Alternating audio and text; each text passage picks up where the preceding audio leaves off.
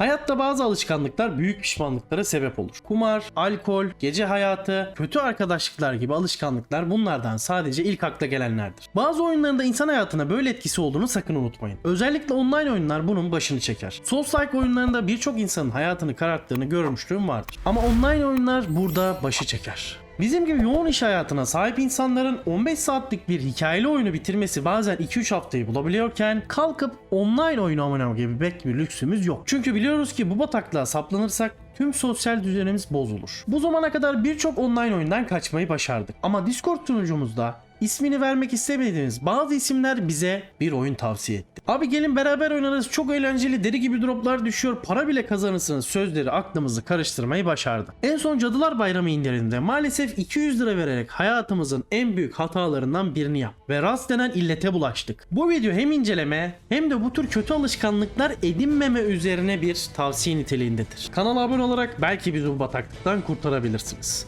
Ayrıca yorumlar kısmında da siz de hayatınızdaki en büyük hatalardan olan oyunların hangileri olduğunu yazarsanız belki kendi derzimizi unuturuz. O zaman şimdi inceleme zamanı. Rust ister tek kişi ister arkadaşlarınızla online olarak oynayabileceğiniz bildiğiniz standart bir hayatta kalma oyunu. Oyuna cennetten kavulmuş Adem misali anadan üryan bir şekilde başlıyorsun. Yanınızda sadece bir meşale ve bir de taş var. Bir de baş var. El ele baş başa hızlıca hayatta kalabilmek için sağda solda bulduğunuz taştır, odundur, hurdadır ne varsa toplamaya başlıyorsunuz. Bu oyunda her şeyi hızlıca yapmak zorundasınız. Hayatta kalmak için çok fazla tehdit var. Ansızın arkanızdan gelip sizi avlayan yabani hayvanlar, oyuna sizden önce başlamış, silah yapmayı öğrenmiş, envanterini geliştirmiş ama kişiliğini geliştirememiş oyuncular, zorlu hava şartları, radyasyonlu bölgeler, açlık, susuzluk ve temel hayati ihtiyaçlar. Oyunun temel mantığı bu. Loot yap, yeni teknolojiler öğren, geliş ve bulunmuş olduğun sunucuda hayatta kalan son kişi ol. Peki bunun neresi zevkli? Öncelikle şunu söyleyeyim. Oyun her ne kadar tek başına oynanabilir olsa da kesinlikle en az 3 kişi oynamanızı tavsiye ederim. İş bölümü olmadan, birbirinizin arkasını kollamadan hem hayatta kalmak zor hem de fazla zevk vermiyor. Ben de her zamanki gibi can yoldaşım, dostum Uğur ve alt komşum Samet'i yanıma alarak başladık. Samet oyunun kurtlarından biri. Acemi değil. Nerede ne var biliyor. Bir de 2x sunucuya girdik ki ona da birazdan değineceğim. Deli gibi geliştik. Oyuna ilk başladığımızda elimizde taş ile ağaca vururken 4-5 saat sonra kendimizi askeri bir karargaha basarken bulduk. Bunu tek başınıza yapabilmeniz neredeyse imkansız. Ekiple oynamanın en büyük avantajı hızlı geliştiğinde anlıyorsun. Beni oyunda en çok etkileyen nokta ise neredeyse sınırsız bir gelişim imkanı var. Oyunda yapabileceklerinizin sınırı yok. Ben yapamadım ama yapan insanları gördüm. Oyunda denizaltı bile yapıyorsunuz. Şaşırdığım nokta şu. Anadan yürüyen başladığımız bir oyunda hem teknolojik olarak hem de askeri olarak çok geniş imkanlar var. Yeter ki kaynaklara sahip olun. Bunun için de haritanın neresinde ne var bilmeniz gerekiyor. Bunun için de uzunca süre oyunu deneyimlemeniz lazım. Çünkü oyunun hem haritası çok büyük hem de içerik anlamında fazlasıyla zengin. Her an bir yerden yeni bir şeyler keşfedebiliyorsun. Misal yapmış olduğunuz askeri üs saldırısından sonra ormanda dolaşırken birden önüme bir mağara çıktı. Bu neymiş diye bir gireyim dedim. Ana meğer oyunun üst katı kadar alt katı da büyükmüş. Madene girdikçe girdim. Ucu bucağı yok. Yani şu oyunda online değil de hikayeli yapsalar var ya temizinden 500 saat var. Dedim ya oyunun haritası çok büyük diye. Biz Samet yani alt komşumuza bizi takıyor peşinize. Abi şurada bu var burada bu var deyip gidiyoruz. Burada şöyle bir şey var oraya bakalım. Oğlum sabah işe gideceğim sal beni. 2 saat oldu diyorum. Yok abi şuraya bakmadan uyuma. Dedim oğlum yol çok uzun ben gelemem. Araba da yok zaten dedim. Demez olaydım. Demesin mi bana? Abi istersen birkaç hurda toplayalım helikopter alalım. Lan oğlum manyak mısın? Ne helikopteri lan? Götümüzde don yok giymeye sen helikopter diyorsun. Olur da olmazdı biz yine takıldık bu delinin peşine. Uzatmayayım efendim.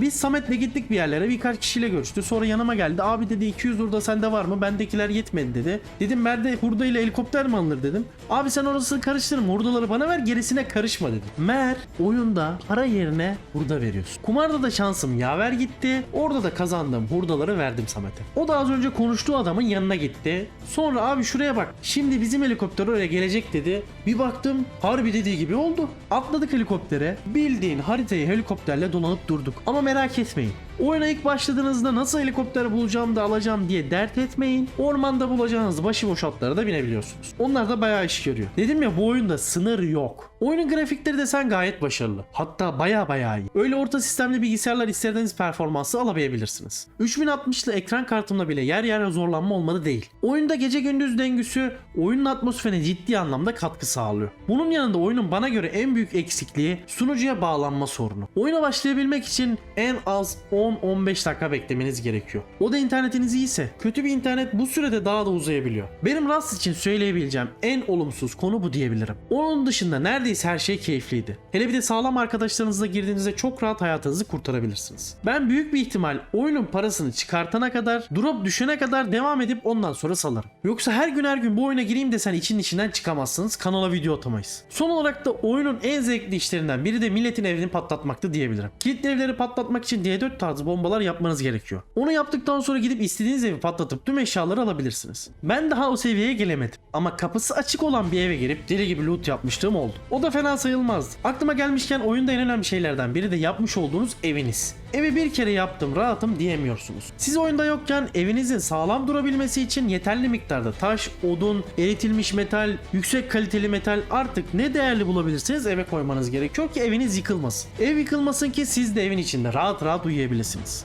Bunun dışında oyundaki gelişimden zaten bahsettim. Sınırsıza yakın bir gelişim var. Bununla beraber oyunda gerçekten çok komik anlar yaşayabiliyorsunuz. Başıma gelen en komik anlardan birini size anlatmam lazım. Kusura bakma Uğurcuğum, seni biraz utandıracağım ama idare et. Bu Uğur'la beraber ikimiz yeni bir sunucuya girdik. Güya hızlıca ev yapıp kendimizi güvene alacağız. Biz sahilde taştır, odundur bakarken bir tane ok yay yapmış Totoş geldi bize saldırdı. Ulan onun da götünde don yok bizim de. Yani bizi öldürse hiçbir şey elde edemeyecek. Tamamen ibnelik işte. Ben de Uğur'da kaçmaya başladık. Sonra döndüm. Uğur'a bir baktım. Uğur'u götünden vurmuş. Bizim Uğur, yani ben, götünde hayvan gibi bir okla adamdan kaçmaya çalışıyorum. Dedim Uğur bu ne hale düşeceğine onurunla öl. Daha iyi. Bu ne hal? Bu ve bunun gibi çok sayıda komik anlar yaşadı. Toparlayacak olursam eğer Rust gerçek anlamda kendine bağlamayı başarıyor. Ayrıca birbirinden farklı özelliklerle sunucu sayesinde farklı deneyimler yaşayabilirsiniz. Her bir sunucunun kendine özel kuralları ve özellikleri var. Misal bazı sunucularda bir haftalık bazıları bir aylık. Bu süre dolduğunda sunucudaki her şey sıfırlanıyor ve baştan başlıyor. Bazı sunucuların loot sistemi farklı. Misal kimisi 2x iken kimisi 10x olabiliyor. Yani çok daha hızlı. Fazla vakti olmayan ama oyundan da kopmak istemeyenler için birebir. Sadece şu sıfırlama işi biraz canımı sık. Tamam sunucu sıfırlansın ama en azından oynadığımız oyun boyunca kazandığımız deneyimler bize artı sağlasın isterdim. Sanki bir ay boyunca yaptığın her şeyi boşa gidiyormuş hissine kapılıyorsun ister istemez. Misal sunucu sıfırlanana kadar oyunda geçirdiğimiz süre boyunca veya yapmış olduğumuz işlemlerin sonucunda bir deneyim puanı kazansak ve bunları karakterimizin gelişiminde kullansak. Ekstradan fazla loot yapma ya da daha yüksek sağlık gibi artı özellikler kazansak hiç fena olmaz. Bu tamamen benim düşüncem. Onun dışında vakti olanlar için birebir. Bizim gibi sabah 6'da kalk, akşam 6'da eve gel şeklinde belli bir düzene sahip olan insanların kesinlikle uzak durması gereken oyunların başında geliyor. Oyuna bir girdiniz mi? Nerede bitireceğinizi bilmiyorsunuz. Sonu yok yapacaklarınızı. İnceleme yapacak kadar deneyimlemem bana yetti. Bir de oyunun parasını çıkartacak kadar loot düşürdün mü benim için oyun biter beyler. Evet beyler. Benim kumarım biter.